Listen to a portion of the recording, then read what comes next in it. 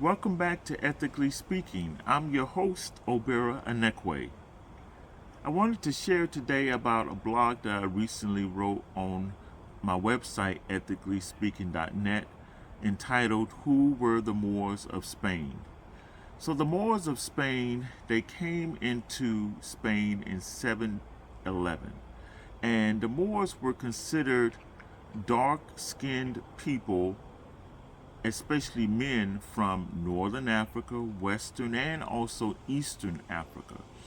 And when they came into Spain, they were led by the general Tariq. Tariq is where we get the word tariff. Okay, so when they came into Spain, they brought agricultural development, architecture, philosophy, education, healthcare, because many of them were health practitioners. Some of the most early doctors were Moors.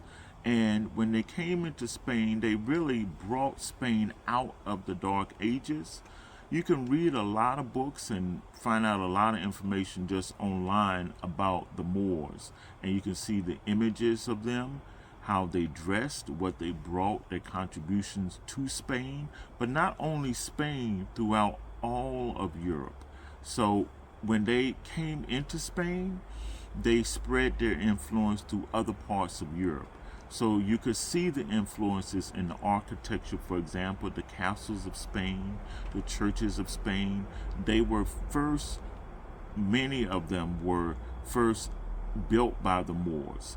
And then when the religious atmosphere changed in Spain and Catholicism spread throughout Spain, they moved from mosque to Catholic churches. But a lot of Moors were not just Muslim, they were Muslim, a large percentage of them were Muslim, but you also had Moors in Spain who were Jewish. They practiced Judaism, and they also practiced Catholicism and Christianity just in general. So you have a lot of the saints from Spain who were Moors as well, and throughout Europe themselves, and they were Moors as well. They were Catholic saints, and they were Moors, such as Saint Benedict the Moor, Saint Maurice the Moor. So they were different various saints who were Moors as well.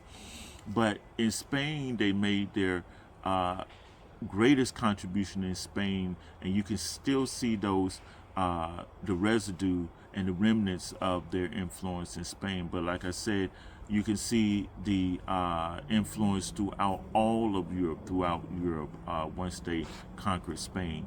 They left in 1492. They were driven out, and then Isabella and Ferdinand actually became the queen and king of Spain.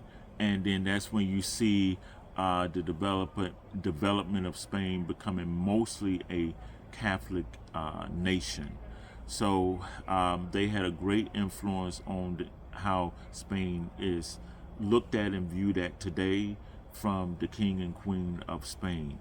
But the Moorish influence, we can see it. They still have the architecture, they still have the educational influence. All of the influences, what Spain is today, is because of the Moors. So I encourage you to learn more information about them. I will be doing a little bit more research about the Moors, and also more articles on my website, ethicallyspeaking.net.